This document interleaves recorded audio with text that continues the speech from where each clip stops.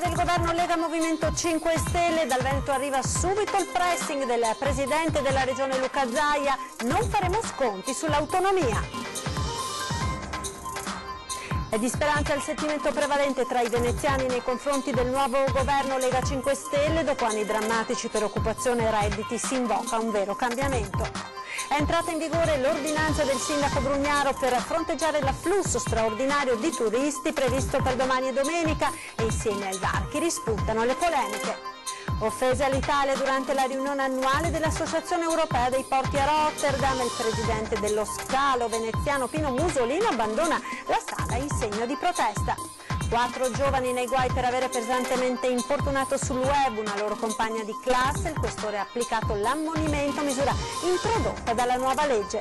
Capitano Acciaio, supereroe con a cuore il riciclo dei rifiuti, a terra in piazzale donatori di sangue per premiare il Comune di Venezia per i suoi risultati nella raccolta differenziata.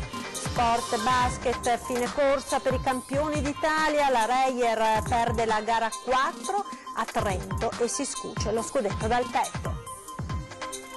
Buonasera, ben ritrovati con l'edizione veneziana dei nostri notiziari. La politica in primo piano e la nascita ufficiale del nuovo governo Lega 5 Stelle con 3 ministri veneti nella squadra. E proprio nel giorno dell'avvio dell'esecutivo il messaggio del governatore del Veneto Luca Zaia è chiaro, sentiamo.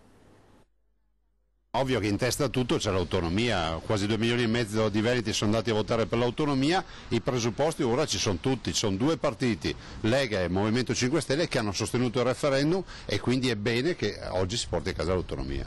E adesso non ci sono più ostacoli, non ci sono più scuse, l'autonomia a tutti i costi, senza sconti. Il messaggio del governatore del Veneto è per chi nel pomeriggio a Roma ha giurato davanti a Mattarella. C'è un governo, il governo giallo-verde, Salvini e Di Maio hanno garantito che quel percorso iniziato con il plebiscito del referendum del 22 ottobre troverà la sua strada finale, perché se preintesa c'è già, ora il traguardo deve essere visibile. Direi che è una garanzia per noi veneti, avere una veneta che io conosco bene, che si occuperà di essere poi l'interlocutore del governo con il presidente della regione del Veneto, anche perché la Costituzione dice che ci vuole l'intesa tra il governo e la regione. Erika Stefani, il ministro Stefani, si occuperà dell'intesa. Se le battaglie interne basate sui sondaggi verranno anteposte al bene del popolo, finirà male, continua Zaia. Rimando al mittente, peraltro, le accuse della scorsa settimana di una Lega che avrebbe fatto finta di voler governare. La realtà è che oggi abbiamo chiuso la partita di governo, si nominano i ministri e una parte importante del nostro movimento, compreso il segretario, entra nella compagine di governo. E c'è una missione da compiere. Ma si dice dalle statistiche che è la gestazione, o meglio il travaglio, più lungo della storia.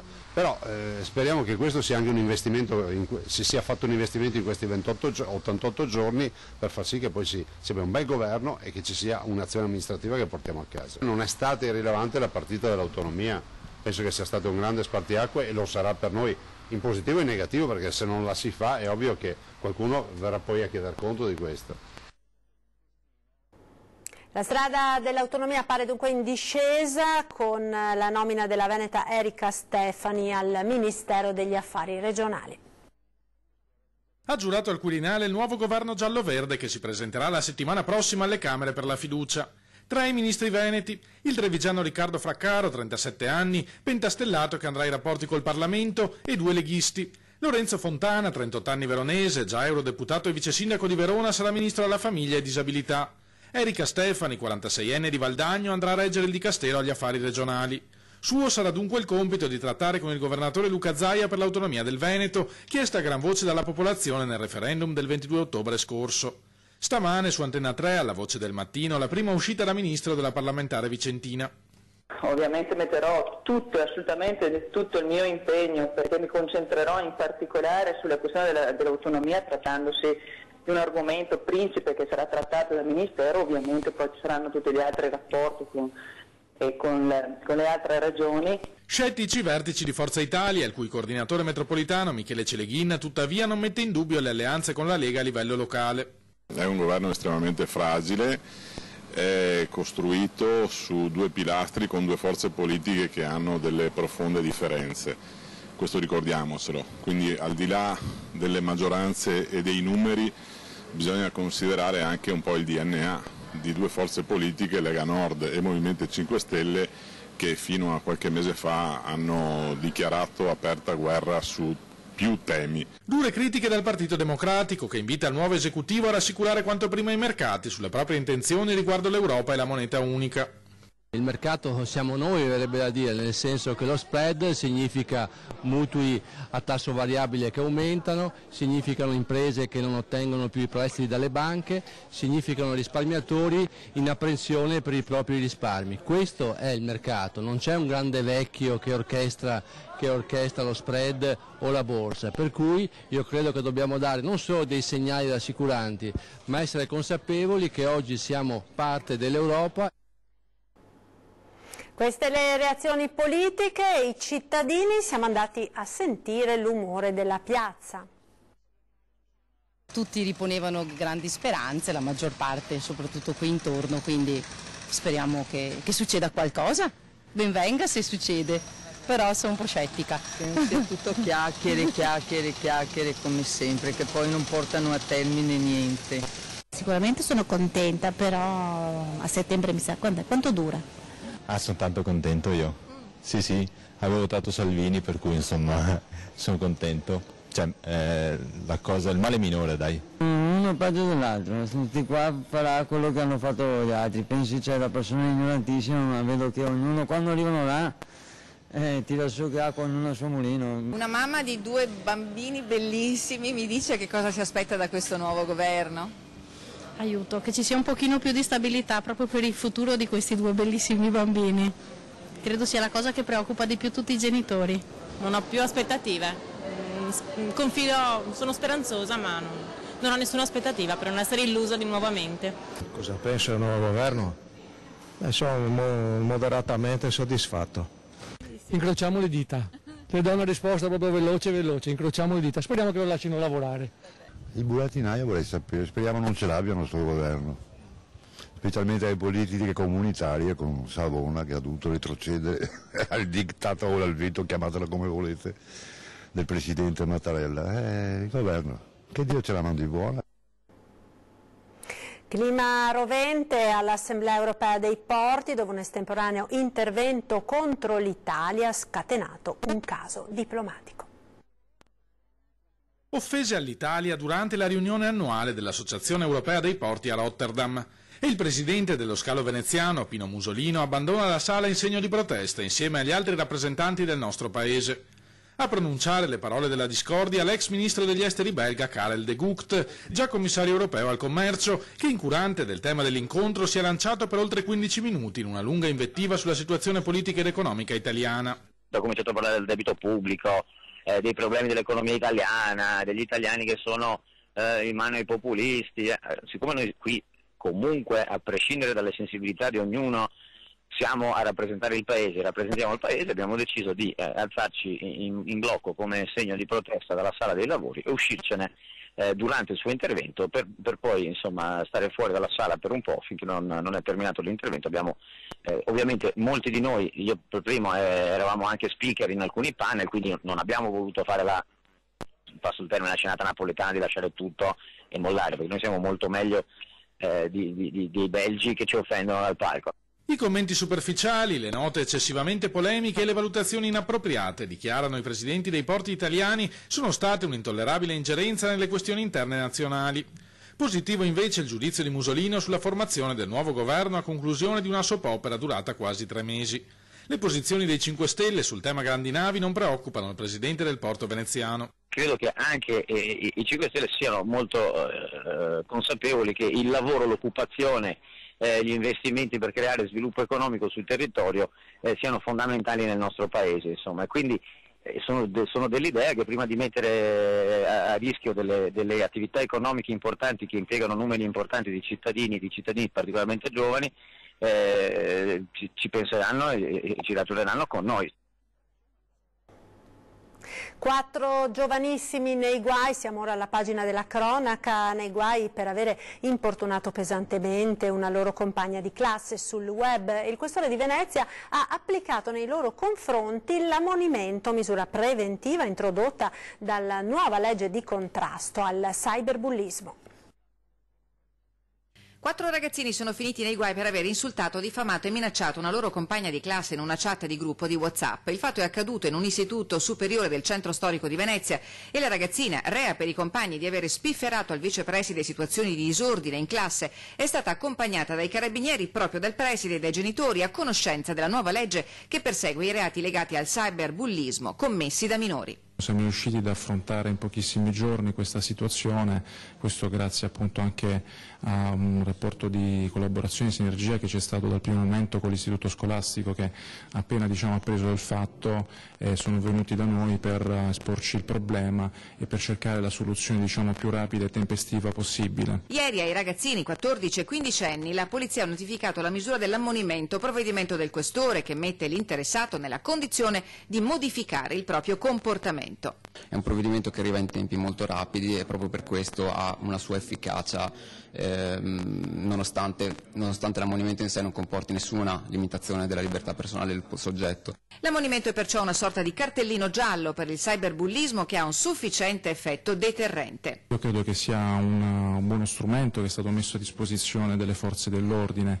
È importante chiaramente accompagnare questo strumento da un'adeguata campagna informativa negli istituti scolastici proprio per renderli edotti di questa possibilità di ricorrere appunto a questo tipo di misura. La giovane vittima in questione, di origine straniera, è stata estromessa dalla chat e fatta oggetto di un fuoco di fila di improperi e contumelie riferiti da una compagna che le ha riportato il contenuto delle conversazioni. I ragazzini sono stati puniti anche dalla scuola che li ha sospesi.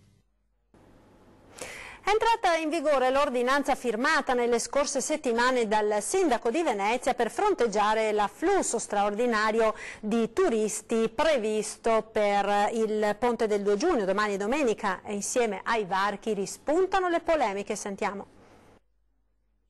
Una bueala. Così Sir Oliver Scardi, storica voce di pittura fresca, liquida i tornelli ricomparsi in mattinata ai piedi del ponte di Calatrava e all'imbocco di Lista di Spagna, pronti a chiudersi in caso di eccessivo afflusso di turisti, in quello che è segnato come un weekend da bollino nero, secondo la nuova classificazione introdotta dopo la sperimentazione del 1° maggio.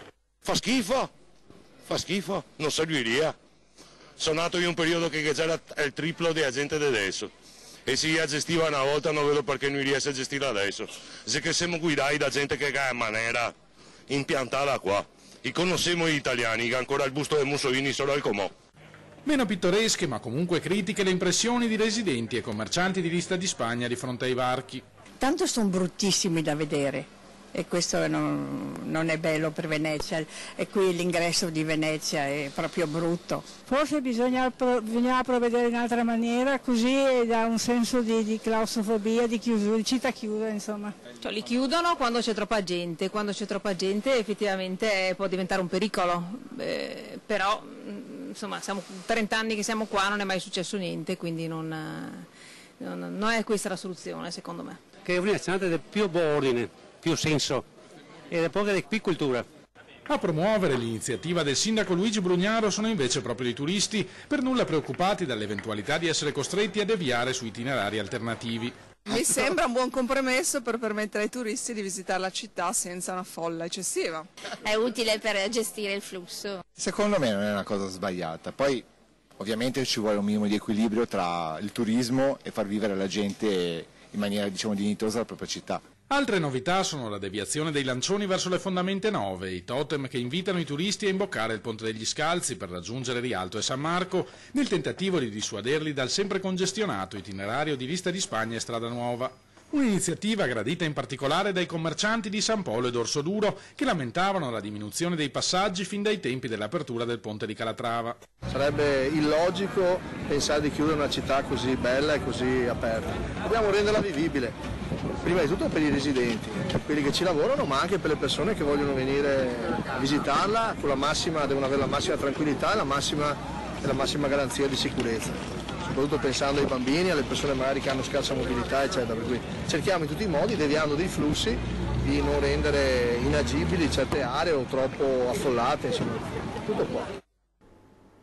Linea alla regia per qualche istante di pubblicità, tra poco restate con noi.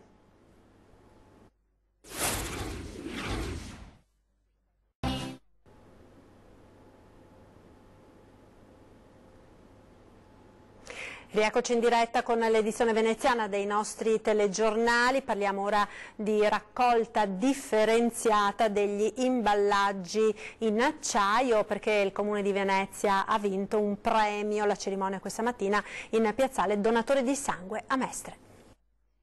Il lavoro alla fine paga, e questo è frutto anche degli investimenti sulla raccolta differenziata che stiamo ponendo in essere nel Venezia Centro Storico, dove sicuramente anche quel tipo di raccolta differenziata ha fatto incrementare nell'indice generale del Comune un incremento a crescere. Così l'assessore all'ambiente del Comune di Venezia, al termine della breve cerimonia di consegna del premio conferito dal Consorzio Nazionale per il riciclo degli imballaggi in acciaio, ed è la seconda volta che il territorio comunale si trova al primo posto della classifica sulla differenziata tra le città italiane con oltre 200.000 abitanti. Lo scorso anno nel Comune di Venezia sono state raccolte complessivamente oltre 164.000 tonnellate di rifiuti differenziati per il 54,26%.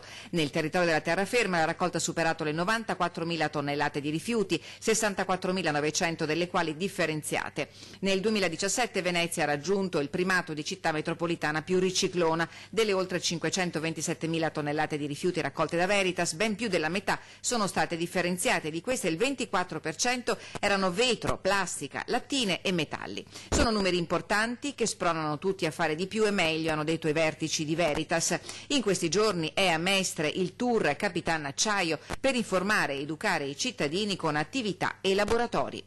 Qui nel nostro stand in piazza Donatori di Sangue a Mestre invitiamo i cittadini a raccogliere e differenziare correttamente l'acciaio. Partiamo dai cittadini più piccini, qui nel nostro laboratorio, dove possono realizzare dei lavoretti partendo da imballaggi in acciaio. Insieme a loro realizzeremo appunto un qualcosa che poi potranno portarsi a casa.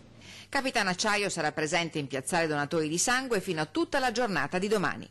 L'importante di queste attività come Capitan Acciaio è di spiegarlo ai cittadini, però facendogli comprendere che ci sono proprio dei soggetti che hanno dei nomi e dei cognomi, e che soprattutto sfati il luogo comune che se io faccio questa attività poi tutto venga perso. Questo non è vero. E siamo alla pagina dello sport con il basket. Trento batte gli Oro Granata in gara 4 di semifinale e per la Reyer sfuma lo scudetto. Ultimo parquet anche per il capitano Thomas Ress, che dice addio ai campi di gioco. La vendetta di Trento si è compiuta ieri sera con la vittoria 84-76 sulla Reyer, che lo scorso anno nella finale scudetto agguantò lo storico titolo di campione d'Italia. Venezia si scuce dal petto il tricolore, battuta 3-1 nella serie caratterizzata da troppi errori da parte lagunare dopo una stagione da incorniciare. Per la Reyer molte recriminazioni, alcune palle perse decisive come il passaggio a metà campo finito nelle mani di un giocatore trentino a 1 minuto dalla fine. Il passaggio sbagliato di Dei, autore anche di un clamoroso errore sotto canestro negli istanti topici del match, ha messo le ali all'Aquila di Trento, che poi non si è più guardata indietro. Credo che sia importante che Trento si prenda con il suo splendido pubblico i meriti di questa finale, ma noi ci prendiamo una grande stagione, perché dopo la finale scudetto dell'anno scorso, con lo scudetto vinto con Trento, credo che rifare una stagione di questo genere, stando sempre in testa al campionato, vincendo la regular season, giocando 9 mesi, vincendo la Coppa Europea, arrivare in semifinale, sia comunque una grande stagione. La finale scudetto dunque sarà Milano-Trento. Prossimo anno cercheremo di essere protagonisti come lo siamo stati quest'anno, dobbiamo stare lì e aspettare che poi ci sia l'occasione da prendere al volo. Si chiude anche la carriera del capitano che i tifosi hanno salutato con un commovente striscione. Thomas Ress lascia il basket a 37 anni e mezzo, 20 dei quali passati a calcare il parquet dei palazzetti. L'annuncio del ritiro lo scorso aprile, ma c'è da scommettere che per l'oramai ex capitano la società ha in serbo sorprese.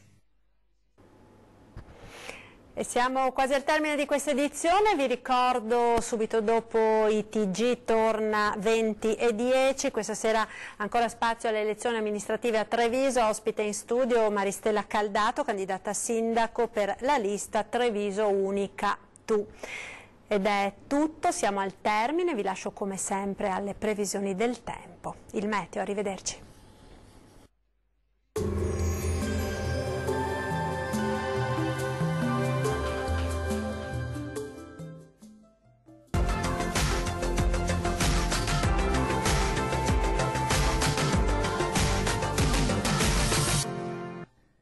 Ben ritrovati al meteo. Festa della Repubblica in compagnia del bel tempo sulle nostre regioni. Vediamo il dettaglio di sabato 2 giugno. Sul Veneto sarà buono al mattino con ampio soleggiamento. Dal pomeriggio aumenteranno le nubi anche con qualche temporale associato, specie sui rilievi del Bellunese. In genere asciutto ovunque altrove. Temperature minime tra 16 e 19 gradi. Valori massimi compresi invece tra 24 e 29 gradi circa.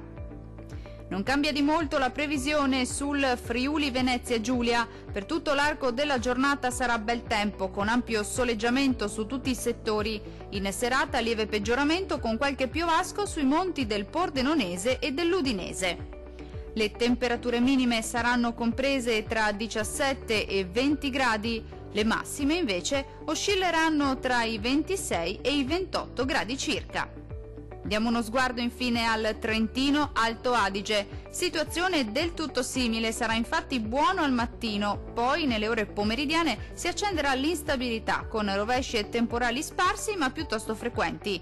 Migliorerà ovunque entro la serata.